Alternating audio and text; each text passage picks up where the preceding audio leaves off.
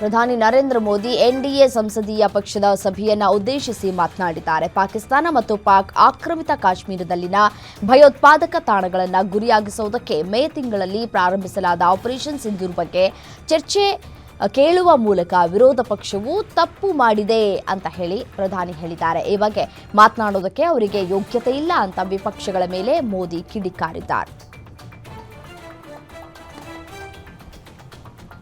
ಪ್ರಧಾನಿ ನರೇಂದ್ರ ಮೋದಿ ಇವತ್ತು ದೆಹಲಿಯ ಕರ್ತವ್ಯ ಪಥದಲ್ಲಿರುವ ಕರ್ತವ್ಯ ಭವನವನ್ನು ಉದ್ಘಾಟಿಸಲಿದ್ದಾರೆ. ಗೃಹ ಸಚಿವಾಲಯ ಸೇರಿದಂತೆ ದೆಹಲಿಯ ಹಲವು ಇಲಾಖೆಗಳು ಈ ಕಟ್ಟಡದಲ್ಲಿ ಒಂದೇ ಸೂರಿನಡಿ ಇರಲಿವೆ. ಈ ಹೊಸ ಕಟ್ಟಡವು ಈಗ ಗೃಹ ಸಚಿವಾಲಯ, ವಿದೇಶಾಂಗ ವ್ಯವಹಾರಗಳ ಸಚಿವಾಲಯ, ಗ್ರಾಮೀಣಾಭಿವೃದ್ಧಿ, ಎಂಎಸ್ಎಂಇ, ಪೆಟ್ರೋಲಿಯಂ ಸಚಿವಾಲಯ ಮತ್ತು ಇತರ ಹಲವು ಪ್ರಮುಖ ಸಚಿವಾಲಯಗಳ ಕಚೇರಿಗಳನ್ನು ಕೂಡ ಹೊಂದಿವೆ. ಇವತ್ತು ಉದ್ಘಾಟನೆಯ ನಂತರ ಪ್ರಧಾನಿ ಮೋದಿ ಇದೇ ಕಟ್ಟಡದಲ್ಲಿ ಸಾರ್ವಜನಿಕ ಸಭೆಯನ್ನು ಉದ್ದೇಶಿಸಿ ಮಾತನಾಡಲಿದ್ದಾರೆ.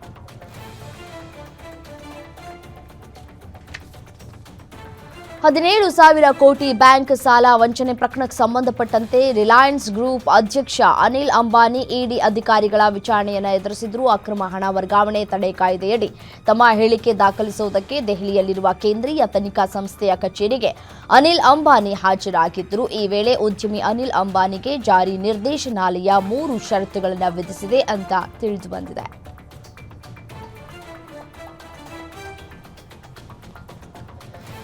ಮತ್ತೊಂದು ಕಡೆ ಭಾರತೀಯ ಸೇನೆಯ ಬಗ್ಗೆ ಸಹೋದರ ರಾಹುಲ್ ಗಾಂಧಿ ಹೇಳಿಕೆ ಬಗ್ಗೆ ಸುಪ್ರೀಂ ನೀಡಿದಂತಹ ಅಭಿಪ್ರಾಯಕ್ಕೆ ಸಂಬಂಧಪಟ್ಟಂತೆ ಕಾಂಗ್ರೆಸ್ ನಾಯಕಿ ಪ್ರಿಯಾಂಕಾ ಗಾಂಧಿ ವಾದ್ರಾ ಪ್ರತಿಕ್ರಿಯೆ ಕೊಟ್ಟಿದ್ದಾರೆ. ನಿಜವಾದ ಭಾರತೀಯ ಯಾರು ಎಂಬುದನ್ನು ನಿರ್ಧರಿಸುವುದು ಸುಪ್ರೀಂ ಕೋರ್ಟ್ ನ್ಯಾಯಮೂರ್ತಿಗಳ ವ್ಯಾಪ್ತಿಗೆ ಬರುವುದಿಲ್ಲ ಅಂತ ರಾಹುಲ್ ಗಾಂಧಿ ಪರ ನಿಂತಿದ್ದಾರೆ.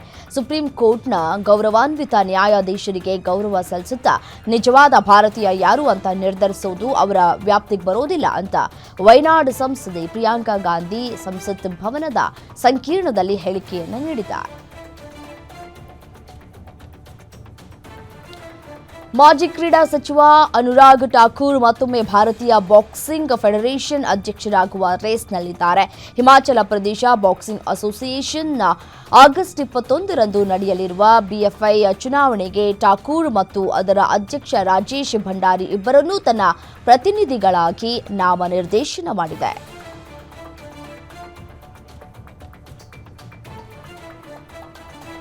ಅತ್ಯಾಚಾರ ಎಸಗಿದ ಆರೋಪದ ಮೇಲೆ ಸಚ್ಚಾ ಸೌದಾ ಮುಖ್ಯಸ್ಥ ಗುರ್ಮೀತ್ ರಾಮ್ ರಹೀಂ ಸಿಂಗ್ ಜೈಲು ಸೇರಿದ್ದ. ಇದೀಗ ಹರಿಯಾಣ ಸರ್ಕಾರ 40 ದಿನಗಳ ಪೆರೋಲ್ ನೀಡಿ ಸುನಾರಿಯಾ ಜೈಲಿನಿಂದ ಬಿಡುಗಡೆ ಮಾಡಿದೆ. ಕಳೆದ 3 ತಿಂಗಳ ಹಿಂದೆ 21 ದಿನಗಳ ಪೆರೋಲ್ ನೀಡಲಾಗಿತ್ತು. ಸ್ವಯಂ ಘೋಷಿತ ದೇವಮಾನವ 2017ರಿಂದ 14ನೇ ಬಾರಿಗೆ ಹರಿಯಾಣದ ರೋಹ್ಟಕ್ನಲ್ಲಿ ಇರುವಂತಹ ಸುನಾರಿಯಾ ಜೈಲಿನಿಂದ ಹೊರಬಂದಿದ್ದಾನೆ ಅಂತ ತಿಳಿದು ಬಂದಿದೆ.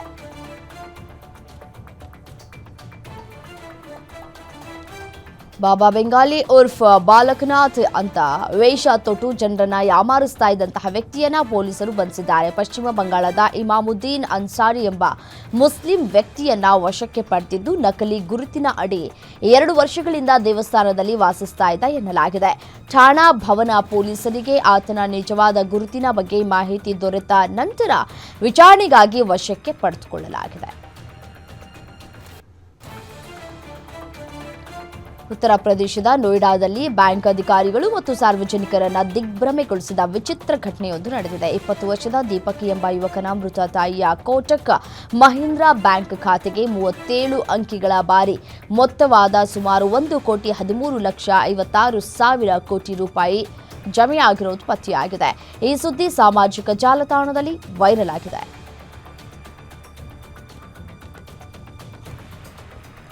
ಜಮ್ಮು ಕಾಶ್ಮೀರದ ಮಾಜಿ ಲೆಫ್ಟಿನೆಂಟ್ ಗವರ್ನರ್ ಸತ್ಯಪಾಲ್ ಮಲ್ಲಿಕ್ ಅವರು ವಿಧಿವಶರಾಗಿದ್ದಾರೆ. 79 ವರ್ಷದ ಸತ್ಯಪಾಲ್ ಮಲ್ಲಿಕ್ ಅವರು ದೀರ್ಘಕಾಲದ ಅನಾರೋಗ್ಯದಿಂದ ಬಳಲ್ತಾ ಇದ್ರು. ಹೀಗಾಗಿ ದೆಹಲಿಯ ರಾಮ್ ಮನೋಹರ್ ಲೋಹಿಯಾ ಆಸ್ಪತ್ರೆಯಲ್ಲಿ ಚಿಕಿತ್ಸೆ ಪಡೆದುಕೊಳ್ತಾ ಇದ್ರು. ನಿನ್ನೆ ಅವರ ಆರೋಗ್ಯ ಸ್ಥಿತಿಯಲ್ಲಿ ಏಕಾಏಕಿ ಏರುಪೇರಾಗಿತ್ತು. ಚಿಕಿತ್ಸೆ ಫಲಕಾರಿಯಾಗದೆ ಕೊನೆಯುಸಿರೆಳೆದಿದ್ದಾರೆ.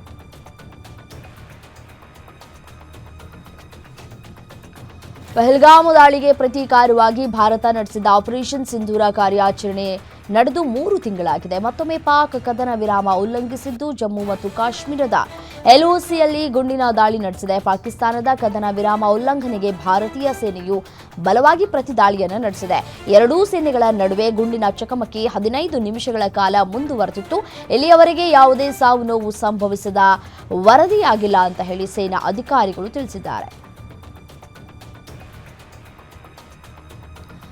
ದರೋಡೆಕೋರರ ಗುಂಪೊಂದು ಮಹೀಂದ್ರ ಥಾರ್ ಎಸ್ಯುವಿ ವಾಹನಕ್ಕೆ ಹಗ್ಗ ಕಟ್ಟಿ ಎಟಿಎಂ ದೋಚೋದಕ್ಕೆ ಯತ್ನಿಸಿದೆ. ಹಗ್ಗ ತುಂಡಾದ ಕಾರಣ ಎಟಿಎಂ ದೋಚೋದಕ್ಕೆ ವಿಫಲವಾಗಿದ್ದು ದರೋಡೆಕೋರರು ಸ್ಥಳದಿಂದ ಪರಾರಿಯಾಗಿದ್ದಾರೆ. ಮಹಾರಾಷ್ಟ್ರದ ಛತ್ರಪತಿ ಸಂಭಾಜಿ ನಗರದಲ್ಲಿ ಈ ಘಟನೆ ನಡೆದಿದೆ. ಸಿಸಿಟಿವಿಯಲ್ಲಿ ಘಟನೆಯ ದೃಶ್ಯ ರೆಕಾರ್ಡ್ ಆಗಿದೆ.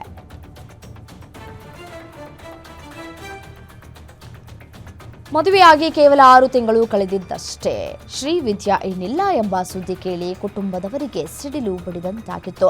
ಆಕೆ ತಮ್ಮನಿಗೆ ಬರೆದ ಪತ್ರ ಕರುಳು ಹಿಂಡುವಂತಿತ್ತು. ಈ ಸಲ ನನಗೆ ರಾಖಿ ಕಟ್ಟೋಕ್ಕಾಗಲ್ಲ, ಕ್ಷಮಿಸ್ಬಿಡು ಅಂತ ಬರೆದಿಟ್ಟು ಆತ್ಮಹತ್ಯೆಗೆ ಶರಣಾಗಿದ್ದಾರೆ. ಈ ಘಟನೆ ಆಂಧ್ರ ಪ್ರದೇಶದ ಕೃಷ್ಣಾ ಜಿಲ್ಲೆಯಲ್ಲಿ ನಡೆದಿದೆ. 24 ವರ್ಷದ ಶ್ರೀವಿದ್ಯಾ ಆತ್ಮಹತ್ಯೆಗೆ ಶರಣಾಗಿದ್ದಾರೆ. ಮದುವೆಯಾಗಿ ತಿಂಗಳಿನಿಂದಲೇ ಗಂಡನ ಮನೆಯವರಿಂದ ಕಿರುಕುಳವನ್ನ ಕೊಡಲಾಗ್ತಾ ಇತ್ತು ಅಂತ ಹೇಳಿ ಶ್ರೀವಿದ್ಯಾ ಪತ್ರದಲ್ಲಿ ಉಲ್ಲೇಖ ಮಾಡಿದ್ದಾರೆ. ಉತ್ತರಾಖಂಡದ ಉತ್ತರಕಾಶಿ ಜಿಲ್ಲೆಯಲ್ಲಿ ಅವಳಿ ಮೇಘಸ್ಫೋಟ ಸಂಭವಿಸಿದ್ದು ಪ್ರಕೃತಿಯ ರೌದ್ರ ನರ್ತನಕ್ಕೆ ದೇವಭೂಮಿ ಅಕ್ಷರಶಃ ತತ್ತರಿಸಿ ಹೋಗಿದೆ. ಆರಂಭದಲ್ಲಿ ಧರಾಲಿ ಗ್ರಾಮದಲ್ಲಿ, ಬಳಿಕ ಸುಕಿಟಾಪ್ ಗ್ರಾಮದಲ್ಲಿಯೂ ಮೇಘಸ್ಫೋಟ ಉಂಟಾಗಿದ್ದು ಪ್ರವಾಹ ಗುಡ್ಡದಿಂದ ರಭಸದಿಂದ ಹರಿದು ಬರ್ತಾ ಇತ್ತು. ಈ ದುರಂತದಲ್ಲಿ ಧರಾಲಿ ಗ್ರಾಮದ ಸುಮಾರು 4 ಮಂದಿ ಮೃತಪಟ್ಟಿದ್ದಾರೆ. ಸದ್ಯ ರಕ್ಷಣಾ ಕಾರ್ಯಾಚರಣೆ ನಡೀತಾ ಇದೆ.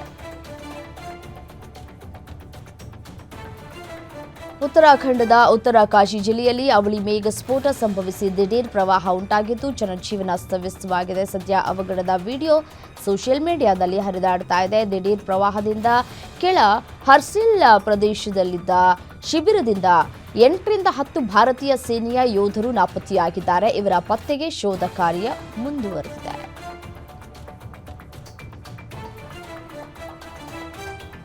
ಉತ್ತರಾಖಂಡದಲ್ಲಿ ಉಂಟಾದ ಭಾರೀ ಪ್ರವಾಹದಿಂದ ಜನಜೀವನ ಅಸ್ತವ್ಯಸ್ತವಾಗಿದೆ. ಈ ದುರಂತದ ವಿಡಿಯೋ ವೈರಲ್ ಆಗಿದೆ. ಧರಾಲಿಯಲ್ಲಿ ಸಂಭವಿಸಿದ ಮೇಘಸ್ಫೋಟ ಮತ್ತು ಭೂಕುಸಿತದಲ್ಲಿ 4 ಜನರು ಸಾವನ್ನಪ್ಪಿದ್ದು 50ಕ್ಕೂ ಹೆಚ್ಚು ಜನರು ನಾಪತ್ತೆಯಾಗಿರುವುದಕ್ಕೆ ಪ್ರಧಾನಿ ಮೋದಿ ಸಂತಾಪ ಸೂಚಿಸಿದ್ದಾರೆ. ಹಾಗೆ ಎಲ್ಲಾ ರೀತಿಯ ಪರಿಹಾರ ವ್ಯವಸ್ಥೆ ಕಲ್ಪಿಸುವಂತೆ ಆದೇಶಿಸಿದ್ದಾರೆ.